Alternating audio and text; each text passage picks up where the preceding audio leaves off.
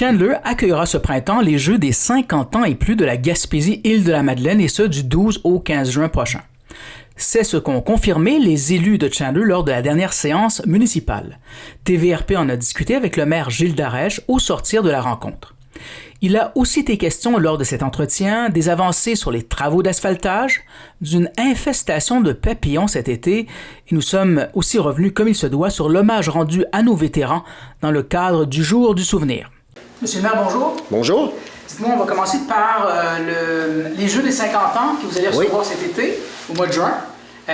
Donc, honoré probablement de les recevoir? Absolument, du 12 au 15 juin 2025, donc c'est des jeux des 50 ans et plus qui vont amener à Charlotte beaucoup de monde, beaucoup de monde. C'est des jeux qui sont très populaires au Québec.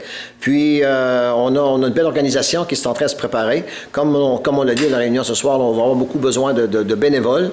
L'organisation demande près de 200 bénévoles là, pour toutes les activités. Il y a plusieurs activités. Puis dans tous nos lieux ce qu'on peut offrir nos services, on va le faire dans la ville de Chandler. Puis on demande aux gens s'ils sont intéressés, là, ça ferait du bien. Puis ça va faire une belle activité pour la ville puis pour nos gens aussi à Chandler. Là. 50 ans et plus, il y en a beaucoup. On en fait partie. Donc, ça serait le fun que les gens s'investissent là-dedans également. Des belles retombées économiques. Belles retombées économiques pour nos commerces également. En même temps, ça amène beaucoup de monde. Nos terrains de camping vont être pleins, nos restaurants vont être pleins, nos chambres d'hôtel également. Donc, c'est une belle activité pour la ville de Chandler. Ça promeut les saines habitudes de vie aussi. Absolument. Le sport, loisirs, donc c'est ça. Dites-moi, asphalte, ça avance? Ça avance beaucoup. Il y a beaucoup de rues de fait. C'est pas terminé encore, mais on sait que on va faire Chandler cette semaine. La rue de l'Arena, dans le fond, la rue de l'Hôtel de Ville, la rue de la Polyvalente également. Donc, c'est des rues qui vont être terminées cette semaine. Puis, non, mais il y en a déjà beaucoup de faits. Puis ça va faire du bien là, de circuler dans des rues avec de l'asphalte qui est refaite là, dans le fond. C'était des rues il y en avait beaucoup besoin. Évidemment, c'est une première année. Puis après ça, on verra là, pour les prochaines années, là, on va faire l'inventaire des autres rues là, qui vont être à faire. Puis il va y avoir d'autres projets comme ça d'asphaltage. Je pense une dizaine de rues. Avant la fin, les travaux finissent quand pour... Nous autres, on sait que là, d'ici à une semaine, là, d'après nous, là, les travaux d'asphaltage vont être finis. D'accord. Un premier paiement a été fait. Oui, absolument. Et de un peu plus d'1,1 million. Mais c'était attendu, donc tout le monde est content. J'entends les conseillers le sourire aux lèvres en disant c'est important, les gens en voulaient. Là, vous répondez à la demande. Absolument. Les gens, on sait, s'exprimaient beaucoup sur les réseaux sociaux en disant qu'ils brisaient leur voiture, c'était plus circulable dans la rue de la Polyvalente. On écoutait les gens. Puis je pense que c'est mission accomplie. Puis les gens, je pense, vont être contents de circuler dans des secteurs où les rues ont été pavées en neuf. Puis, écoutez, on sait que l'asphalte, ça coûte cher, je l'ai déjà dit. On avait fait 4 petits morceaux d'asphalte là, sur le boulevard, puis ça avait coûté 70 000 $. Donc, ça coûte cher l'asphalte, puis mais nos gens avaient besoin de ça, puis on a répondu à leurs besoins. On est très heureux de ça. Hockey, match des Vikings, t'es arrivé quelque chose? Match des Vikings, c'est qu'il y a des jeunes dans la mezzanine. On sait qu'on a une mezzanine où il y a un bar, donc il y a des sièges également pour écouter le match. Il y avait des jeunes là, puis les policiers sont venus vérifier le permis. Ils ont fait sortir les jeunes. C'est une erreur qu'ils ont fait. Les policiers, M. Parisi me l'a avoué ce matin, là, que c'était une erreur des policiers. Ils ont peut-être mal lu peut-être le permis, mais le permis qui avait été demandé et qui a été obtenu par l'organisation des Vikings, c'est un permis de réunion. Donc, ça autorise les jeunes à s'asseoir là, dans la mezzanine. Par contre, on ne peut pas leur vendre de boissons. On le sait très bien, ils n'ont pas 18 ans. C'est 18 ans et plus pour obtenir de la boisson, mais pour s'asseoir dans la mezzanine, tu n'as pas besoin de 18 ans. Donc, on met les choses au clair. Là. On met les choses au clair. Nos jeunes vont avoir le droit d'aller au prochain match du Viking. Ils vont être les bienvenus. Gros rebuts. Dans la mezzanine. Très bien. Concernant les gros rebuts, il semble y avoir une suite. Oui, mais les gros rebuts, écoutez, pour commencer, là, il y en a qu'on laissé des gros rebuts encore sur leur côté du chemin, comme j'ai dit tantôt.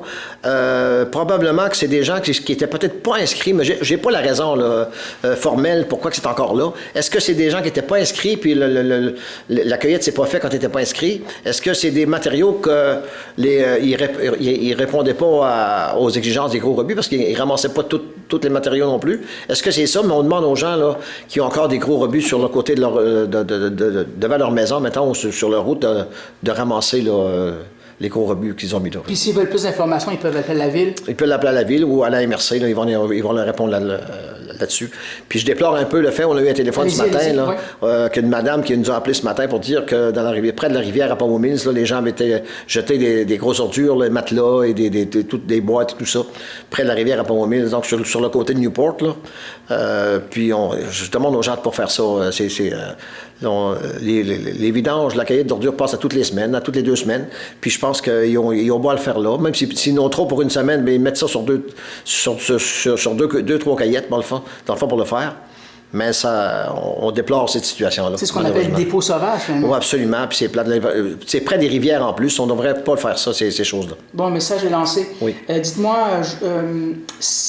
vous avez octroyé un contrat à Sanipro, une entreprise qu'on connaît très bien. Oui. Je pense que c'est quelque chose comme 13 000 $ pour un envahissement de papillons et de larves. Allez-y. Oui, là, on parle vraiment d'envahissement parce que on se souvient l'année passée, cet été, où il y avait eu une soirée où il y avait des papillons un peu partout. On sait que l'usine Gagnon et Fils à Sainte-Thérèse, ils ont été obligés de fermer pour ça. Quand même? Le restaurant Scoubamel à Pabo a fermé également. Le dépanneur multiservice avait eu des problèmes de papillons également, mais c'était des odeurs extrêmement fortes, extrêmement mauvaises odeurs. Puis ça nous est arrivé, nous, à l'aréna de Newport, on ne savait pas. Nos pompiers ont intervenu, mais ça ne suffisait pas. C'était des larves qui étaient rendues dans l'aréna. Ça rentrait de partout, par les fans, ça rentrait de partout. Puis, quand ils ont ouvert les portes, les gens ont essayé d'intervenir, mais ça leur prenait des costumes spéciaux. Puis, on a dû faire appel à Sanipro pour désinfecter, puis rendre ça salubre, parce que ça avait vraiment pas de bon sens. On a été envahis par ça. On espère que ça ne va pas tous les ans. La nature nous a fait une surprise vraiment désagréable. Puis ça n'a pas été seulement nous, là, on a vécu ça, je m'en souviens, cette soirée-là.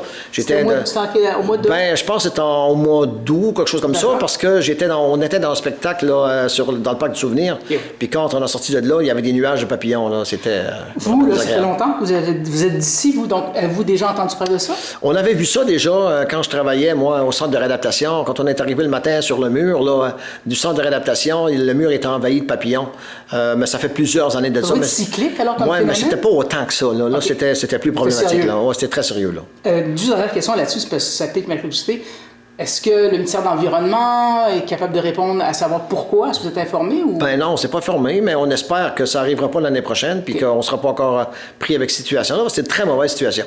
Moi, je vais appeler, Absolument, il faut creuser ça un peu, oui. Je vais creuser, c'est mon travail. Dernière question, dites-moi, journée de souvenir de nos vétérans qu'on doit honorer à chaque année, évidemment. Et on sait que nos vétérans, il y en a qui ont donné leur vie pour nous, là, puis c'est sérieux, puis il y en a qui sont allés, se sont blessés, il y en a qui ont des traumatismes à vie également, donc ils n'ont pas fait ça pour rien, avec leur courage, puis tout ça, puis on est très reconnaissants là, du travail qu'ils ont fait. La Caisse Desjardins du littoral gaspésien, point de service de Grande-Rivière, Cap-d'Espoir, Sainte-Thérèse et Percé, les spécialistes en services financiers. Pour des conseils d'experts, venez rencontrer nos spécialistes en finances personnelles ou d'entreprise. La Caisse Desjardins du littoral gaspésien est là pour vous et pour sa communauté.